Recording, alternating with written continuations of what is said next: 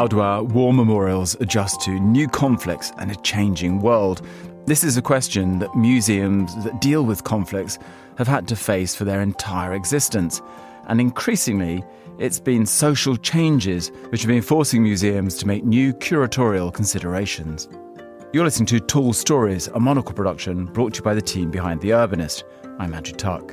In this episode, Andrew Mueller takes us to the Australian War Memorial and Museum in Canberra to find out the nature of and the reasons for their recent refit.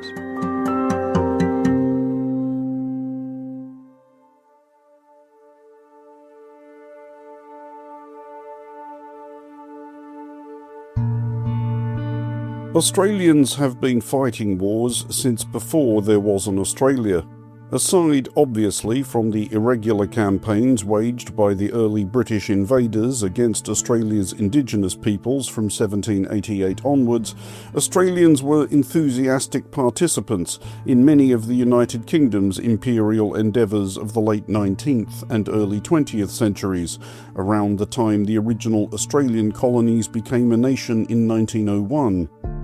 Sudan against the Mahdi, South Africa against the Boers, China against the Boxers, and we'd have turned up for more if the boat could have got there in time. By the time Australia's Parliament moved to the new capital of Canberra in 1927, there was all of the above and World War I to acknowledge. It was decided to establish a national memorial and museum in Canberra.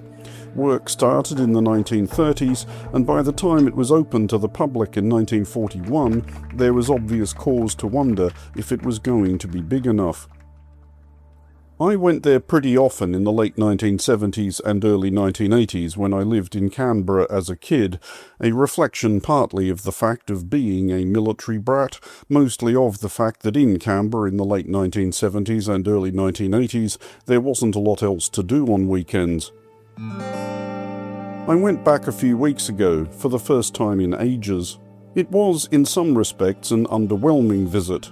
This is not anybody's fault. The museum is in the process of a massive refit, so many of its more spectacular exhibits are temporarily elsewhere, including its usual centrepiece, G for George, the Lancaster bomber flown by No. 460 Squadron of the Royal Australian Air Force during World War II, which survived a statistically freakish 90 missions over Germany. But there is still plenty to see, and the plenty there is to see strikes me as more or less an exemplar of how such an institution should present itself. It's not just that the War Memorial is a beautiful building, though it is that, an Art Deco cathedral looking down Anzac Parade across Lake Burley Griffin to the old Parliament House at the foot of Capitol Hill and its replacement looming above. It's that it is a demonstration of how to commemorate rather than celebrate. And this isn't new. The dioramas which intrigued me as a kid, sprawling three-dimensional representations of Australians in action in World War I, from Gallipoli to the Western Front to the Middle East, have been there since the museum was established, but lack the jingoism which might have been expected of that age. They depict war as a grim but occasionally necessary task, rather than any noble or glorious adventure. Some more recent exhibits have been correctly adjusted to recognise that war brings out the worst as well as the best in us. An updated commentary next to the kit worn in Afghanistan by Australia's most decorated soldier of the modern era, Corporal Ben Robert Smith of the Special Air Service, notes the recent legal actions which have left him damned as a war criminal. The exhibit on Australia's involvement in the Vietnam War includes the protests against it.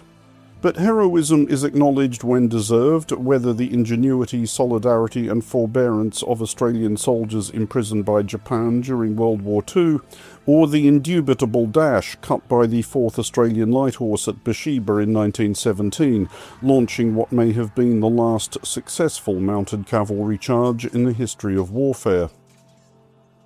Overall, however, the Australian War Memorial presents conflict as something to be endured, not enjoyed. Outside stands an appropriately unfussy statue of General Sir John Monash, a relatively recent addition to the surrounding gardens.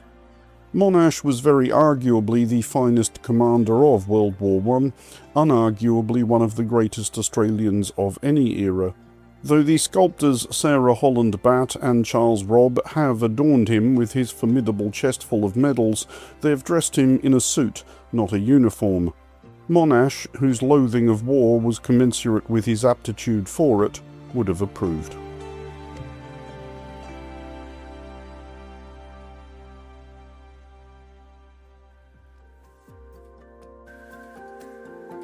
Tall Stories is a Monocle production from the team behind The Urbanist.